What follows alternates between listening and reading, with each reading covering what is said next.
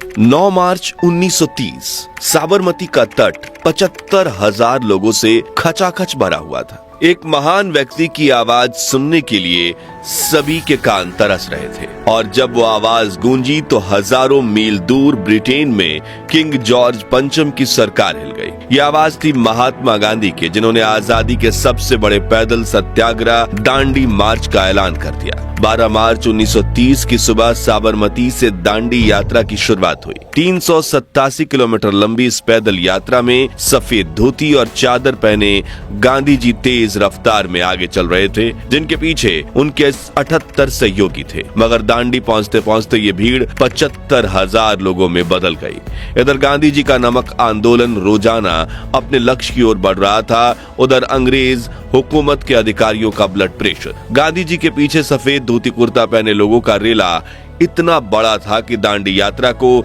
सफेद नदी के नाम से पुकारा जाने लगा, जिसकी दुर्लभ फुटेज आपकी स्क्रीन पर है। 6 अप्रैल 1930 की ऐतिहासिक सुबह गांधी जी ने जनता के साथ प्रार्थना की और फिर समंदर की ओर चल पड़े, जहां उन्होंने पहले समंदर में स्नान किया और फिर एक मुट्ठी में नमक उठाकर कहा, इस एक मुट्ठी नमक से मैं ब्रिटिश साम्राज्य की जड़ें हिला रहा हूं। और हुआ भी यही।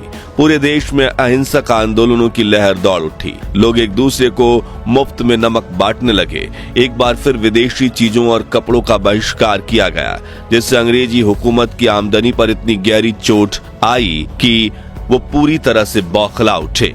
अप्रैल महीने के अंत तक अंग्रेजों ने भारतीयों पर असहनीय जुर्म ढाया। 60,000 लोगों को गिरफ्तार किया गया और 5 मई के दिन गांधी जी को भी गिरफ्तार कर लिया गया। लेकिन नमक सत्याग्रह फिर भी नहीं रुका। अगले 7 महीनों तक गांधी जी सलाखों के पीछे रहे, लेकिन भारत अब अंग्रेजों के हाथ से फिसलता जा रहा था। आखिरकार 26 जनवरी 1931 के दिन गांधी जी ने अंग्रेजों को घुटनों पर ला दिया और 1 साल से भी कम समय में इतनी गहरी चोटें पहुंचाई कि अंग्रेज सरकार उनकी हर शर्त मानने को तैयार हो गई और ब्रिटेन के राजा जॉर्ज पंचम ने खुद उन्हें लंदन में चाय पर चर्चा करने का न्योता भेज दिया। इस तरह गांधी जी पहुंचे लंदन के गोल मेज सम्मेलन में। लेकिन जहां लंदन में ब्रिटिश सरकार के अधिकारी गांधी जी की धोती का मजाक उड़ाने में लगे थे, वहीं वहां की आम जनता गांधी जी की एक झलक पाने के लिए क्यों तरस रही थी। गोल मेज सम्मेलन के बाद गांधी जी जब बंबई वापस लौटे तो उनका स्वागत कैसे किया गया और कैसे ब्रिटेन के प्रधानमंत्री विंस्टन चर्चिल हमेशा गांधी जी की मौत की प्रार्थना करने को मजबूर हो गए थे, जानेंगे इस वीडियो में, वो भी करीब 100 साल पुरानी दुर्लभ वीडियोस और गांधी जी के अनसुने भाषण के साथ। तो इस ऐतिहासिक वीडियो को पूरा जरूर देखिएगा, लेकिन उसके पहले प्लीज वीडियो को एक लाइक जरूर कर दीजिए। साल 1931 में जब दांडी सत्याग्रह के बाद ब्रिटिश सरकार की नाक कट गई तो वायसराय लॉर्ड इरविन ने उन्हें समझौते की मीटिंग के लिए गवर्नमेंट हाउस बुलाया। तभी गांधी जी धोती चप्पल पहन पूरी सादगी से उनसे मिलने पहुंचे। ये वक्त उस कंजर्वेटिव पार्टी के नेता विंस्टन चर्चिल ने गांधी का मजाक बनाते हुए कहा, ये कितना खतरनाक और घिनौना है कि विलायत से बैरिस्ट्री पास कर आया एक शख्स अब राजद्रोही फकीर बन अधनंगा वायसराय के महल की सीढ़ियों पर दंदनाता हुआ चला जा रहा है। इन शब्दों में कटाक्ष तो था, लेकिन वो गांधी के सामने हारी हुई ब्रिटिश सरकार की जलन और खौफ का गवाह था। इसी दिन गांधी जी को सेकंड राउंड टेबल कॉन्फ्रेंस गोलमेज सम्मेलन में लंदन जाने का प्रस्ताव दिया गया। सितंबर 1931 जब गांधी जी जहाज से लंदन पहुंचे तो उनके स्वागत के लिए सैकड़ों सरकारी अफसर और हजारों लोग खड़े थे, जो इस लंगोटी वाले नेता के स्वागत में उछल पड़े। जहाज से उतरकर गांधी जी सीधा गाड़ी में सवार होकर मैनचेस्टर के कारखाने देखने पहुंचे और वहां लोगों की भीड़ उमड़ पड़ी। जिसके बाद गांधी जी से मिलने पहुंचे कॉमेडी जगत के मशहूर कलाकार चार्ली चैपलिन, जो गांधी जी से इतना प्रभावित थे कि उनकी आंखें भर आईं। इस दौरान ब्रिटेन के सम्राट जॉर्ज पंचम ने उन्हें बकिंघम पैलेस में चाय पर बुलाया। पूरी अंग्रेज कौम ये देखकर दंग रह गई कि इस औपचारिक मौके पर भी गांधी जी एक धोती और चप्पल पहने राजमहल पहुंचे, जिनके साथ सरोजनी नायडू भी थी। और गांधी जी की इस विजिट की दुर्लभ वीडियो आप स्क्रीन पर देख सकते हैं। उनके पोशाक को लेकर बाद में जब उनसे पूछा गया कि क्या इस पोशाक में सम्राट के सामने जाना उचित था, तो गांधी जी ने मुस्कुराकर जवाब दिया, सम्राट ने जितने कपड़े पहने हुए थे वो हम दोनों के लिए काफी थे। गोलमेज सम्मेलन के दौरान अंग्रेजों ने गांधी जी को कई ऑफर्स दिए, लेकिन उनकी सिर्फ एक मांग थी, भारत की आजादी। उन्होंने वहां कहा था कि मेरी मीटिंग के बाद चाहे जो निर्णय आए, लेकिन यहां से मैं अच्छी यादें साथ ले जा रहा हूं। इस सम्मेलन में भाग लेने के बाद जब गांधी लंदन से बंबई पहुंचे तो उनका स्वागत करने के लिए बंदरगाह पर हजारों लोग खड़े थे। हर तरफ महात्मा गांधी की जय के नारे गूंज रहे थे।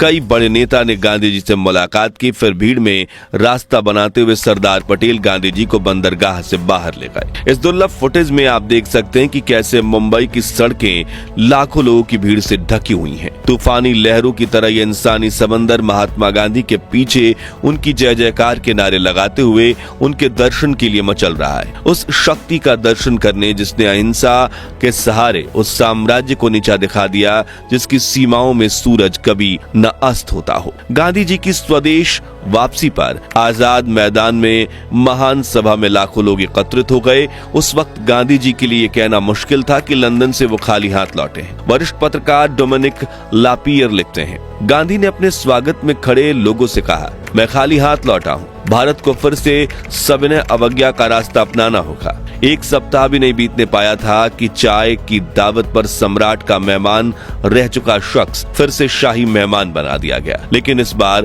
पूना की येरवाड़ा जेल में। अगले 3 वर्ष गांधी जी के जेल के अंदर से बाहर जाने का सिलसिला चलता रहा। उधर लंदन में चर्चिल गरजते रहे, गांधी को और हर उस चीज को जिसके लिए वो लड़ रहे थे कुचल देना होगा। सन 1940 में जब चर्चिल पर भारत को आजाद कर देने का दबाव पड़ा तो उन्होंने वो मशहूर जुमला बोला, सम्राट ने भारत में ब्रिटिश साम्राज्य को भंग करने के लिए तो मुझे प्रधानमंत्री नहीं बनाया है। 8 अगस्त 1942 हमेशा शांत रहने वाले गांधी पहली बार भड़क उठे, मानो अब उनकी सहन शक्ति खत्म हो चुकी हो। उन्होंने पूरे आवेश में कहा, मुझे तुरंत आजादी चाहिए, आज ही रात को, अगर हो सके तो भोर होने से पहले। यदि वो दिन था जब गांधी जी ने क्विट इंडिया मूवमेंट यानी भारत छोड़ो आंदोलन की घोषणा कर दी थी। उन्होंने कहा, यह आजादी के लिए अहिंसक आंदोलन लड़ने वाले सोल्जर्स के लिए मेरा संदेश है, डू और डाई, करो या मरो।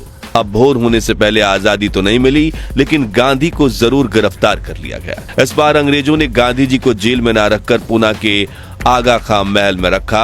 महल के चारों तरफ 76 पुलिसकर्मी तैनात किए गए। इस बीच जेल में ही उन्होंने अपनी दाहिने हाथ महादेव देसाई को खो दिया।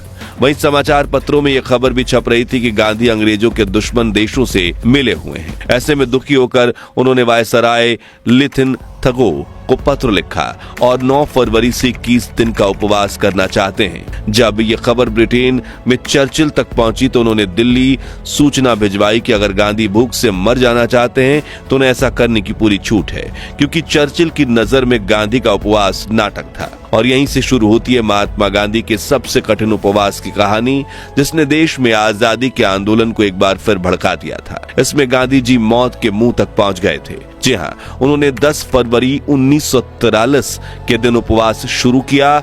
मीराबेन लिखती हैं, तीसरे दिन ही गांधी को उल्टियां होनी शुरू हो गई। 5वें दिन तक वो बहुत कमजोर और थके हुए दिखाई दे रहे थे। उन्होंने गीता पाठ करना भी छोड़ दिया। उस वक्त गांधी की हर गतिविधि की जानकारी चर्चिल तक पहुंचाई जा रही थी। आर्थर हरमैन लिखते हैं, चर्चिल को पूरा विश्वास था कि गांधी का उपवास एक सड़क छाप नौटंकी है। हो सकता है कि भारतीय उनके गुणों के कारण उनका सम्मान करते हों, लेकिन उनकी नजर में वो एक आध्यात्मिक नीम हकीम भर थे। लेकिन दक्षिण अफ्रीका के राष्ट्रीय फील्ड मार्शल जैन स्टम्स ने उन्हें गांधी के बारे में आगाह करते हुए साफ कहा था कि वो गांधी को हल्के में ना लें, क्योंकि गांधी से उनका सामना पहले भी हो चुका था और वो उनकी पावर जानते थे। लेकिन चर्चिल ने उनकी चेतावनी को मजाक में उड़ा दिया था। 19 फरवरी को सुशीला नैयर ने अपनी डायरी में लिखा, कल यानी उपवास का 8वां दिन गांधी के लिए बहुत बुरा था। सारे दिन उनके सर में तेज दर्द होता रहा। उन्हें लगा जैसे उनका सर फट जाएगा। उन्होंने बोलना, सवालों का जवाब देना, देखना सुनना बंद कर दिया। 20 फरवरी को सब बंबई प्रेसिडेंसी के सर्जन जनरल उन्हें देखने आए तो उन्होंने कहा कि गांधी का अंत निकट है, जो सुनकर अंग्रेजों के पैरों तले जमीन खिसक गई, क्योंकि अगर गांधी ने अपनी एक लाठी के बल पर देश भर में अहिंसक आंदोलन को कंट्रोल कर रखा था और अगर उनकी मौत हो जाती है तो लोगों से उनके अहिंसा का आइडल छिन जाएगा और उसके बाद से जो चीजें होंगी वो आउट ऑफ कंट्रोल हो जाएंगी।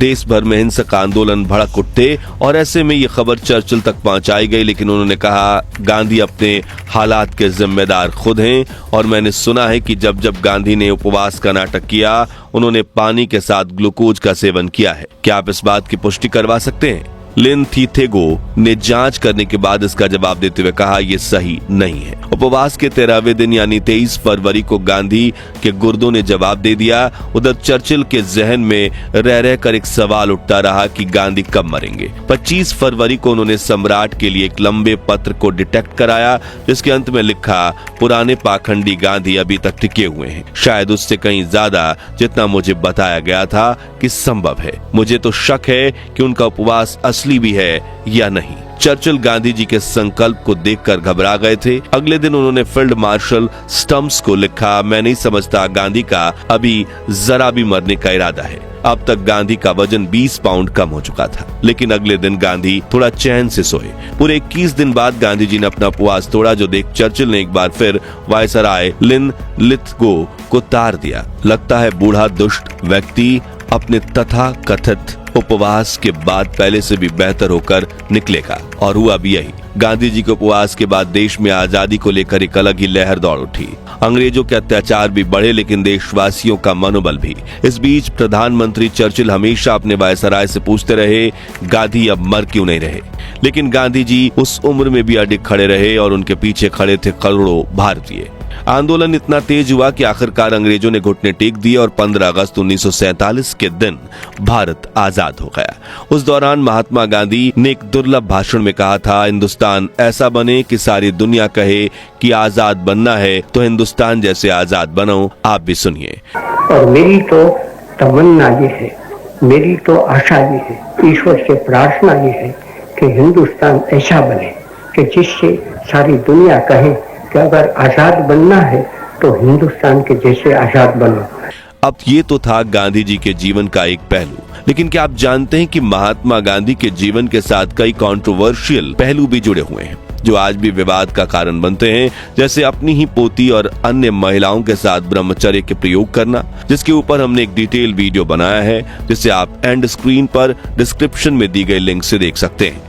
तो दोस्तों, महात्मा गांधी के इस महान व्यक्तित्व को लेकर आपकी राय क्या है, और क्या गांधी नहीं होते तो भारत 1947 में आजाद हो पाता या नहीं? अपनी राय कमेंट्स में बताइए। ये वीडियो पसंद आया हो तो इसलिए लाइक और शेयर करके 11,000 लाइक्स जरूर करवा दीजिए। ऐसी ही दुर्लभ वीडियोस के लिए हमारे चैनल को सब्सक्राइब करके पास वाली घंटी बजा दीजिए। जय हिंद, जय भारत।